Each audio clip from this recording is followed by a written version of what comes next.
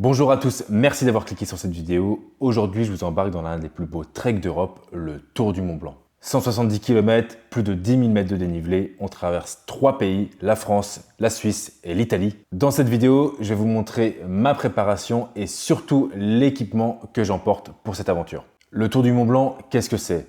C'est une boucle autour du massif du Mont Blanc qui se fait en général entre 7 et 12 jours. Nous, on a décidé de le faire en 10 jours maximum. Au départ de Chamonix, chaque jour, on va traverser des paysages complètement différents. Alpages, forêts, glaciers. On va traverser des cols à plus de 2500 mètres. Ça va être juste incroyable. Pour ce trek, le mot-clé, c'est minimaliste et efficace.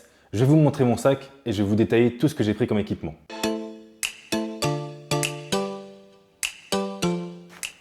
Pour le sac à dos, j'ai choisi le modèle 4Class de chez Decathlon. La plupart de mes articles ont été achetés à Decathlon. Donc c'est un sac de 50 litres qui a énormément de rangement. Vous avez plusieurs poches à l'intérieur, en dessous, au-dessus et sur les côtés pour les gourdes et tout ça. Et surtout, vous avez même une housse ici qui rend votre sac imperméable. Il est léger, confort, il a un bon maintien, donc je pense qu'il va faire largement le taf pour le Tour du Mont Blanc. J'ai acheté aussi des bâtons, pareil, de la marque 4Class, bâtons réglables qui sont indispensables pour les treks. Donc c'est pareil pour tout ça, je vous mettrai les références de chez Decathlon en description et à l'image. Le sac de couchage 0 degré d'1,85 m, taille L. On m'a conseillé de prendre un 0 degré parce qu'on allait camper à 2500 mètres de hauteur. La personne qui m'accompagne avait pris un duvet 10 degrés les années précédentes. Elle m'a dit que c'était beaucoup trop juste. Donc 0 degré, c'est bien pour être confort et pour avoir chaud. Le prix avoisine aux alentours de 90 € le sac de couchage. Pour le matelas, moi j'ai opté pour un matelas gonflable. J'ai aussi un oreiller gonflable pour la nuit. Je sais qu'il y a le modèle tapis de mousse, mais j'ai préféré prendre un matelas gonflable parce que je trouve que c'est beaucoup plus confort. Le seul petit point auquel il faut que je fasse attention, c'est de prendre des réparateurs ou des rustines au cas où que ça crève parce qu'effectivement, s'il est percé, je n'ai plus rien d'autre à côté. Pour la tente Quechua de chez Decathlon, c'est une des moins chères sur le marché. Elle est à seulement 30 €. Elle est super rapide à monter, je l'ai déjà montée. Franchement, ça prend 5 minutes à monter. Donc elle fait 1 mètre de hauteur, 1,30 m de large, 2,10 m de long. Donc c'est pour 2 personnes. Moi, je serai seul à l'intérieur. J'ai vu ça quand j'ai monté la tente. Il y a énormément de place. Je pourrais mettre mon sac et même d'autres affaires.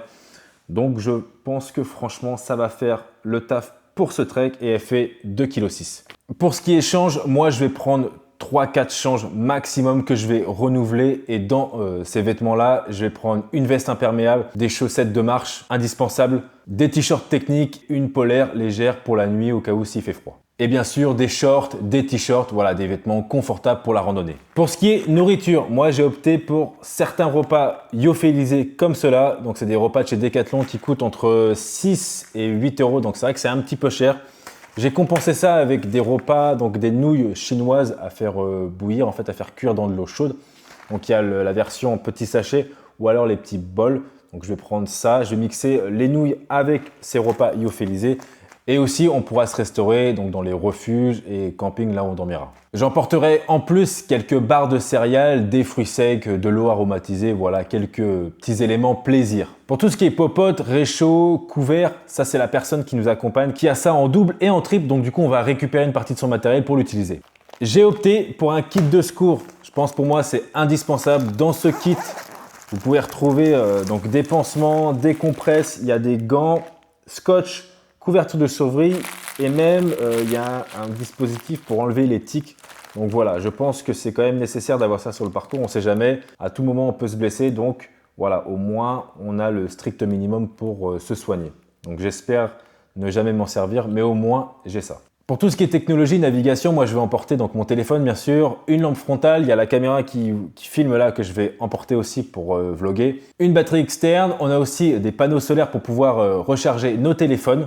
Et bien sûr, la base, une carte de navigation en papier. Alors pour cette préparation de cette randonnée, moi je me suis entraîné à faire de la rando assez longue. J'ai fait un 56 km. Vous pouvez même aller voir la vidéo. Elle est sur ma chaîne YouTube. J'ai tenté de faire 100 000 pas dans une journée et au final j'ai fait donc 56 km. Donc ça a été plus de 12 heures de marche. Je me suis quand même un petit peu entraîné à la marche. Et aussi, j'ai fait énormément de renforcement musculaire au niveau du dos, au niveau des épaules à la salle de sport. On dit que le Tour du Mont Blanc, c'est accessible à tout le monde. Je suis plutôt d'accord, mais je pense qu'il faut quand même une préparation physique, un minimum de préparation physique. C'est pour ça que je vous recommande quand même de faire des randonnées, du renforcement musculaire avant de vous engager dans un tel périple. La personne qui m'accompagne m'a dit les années précédentes, elle a vu énormément de personnes sur le chemin qui n'avaient aucune condition physique, et elles étaient en grande souffrance pour passer certains cols.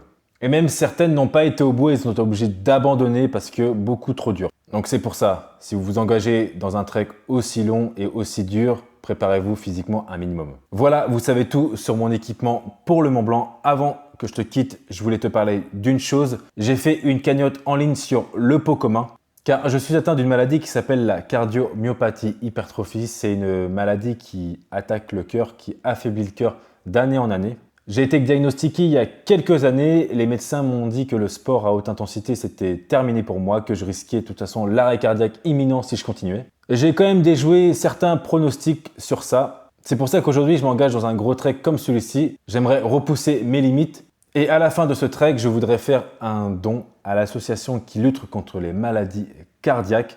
Donc voilà, à ma petite échelle, je voulais aider un peu les gens qui sont en souffrance et qui souffrent de maladies cardiaques parce que moi, aujourd'hui, j'ai cette maladie-là, mais elle est plutôt stable entre guillemets. Elle ne me pose pas trop de problèmes dans ma vie. Mais il y a des gens qui ont des maladies extrêmement graves qui leur posent énormément de problèmes et ils n'ont pas la même chance que moi. Et voilà, à ma petite échelle, je voulais contribuer un petit peu à l'amélioration de la prise en charge de leur maladie. Si tu souhaites faire un petit don, c'est avec un grand plaisir. Je te mettrai le lien de la cagnotte en description. Et sur ce, moi je te dis au 1er août pour le début du trek. Ciao!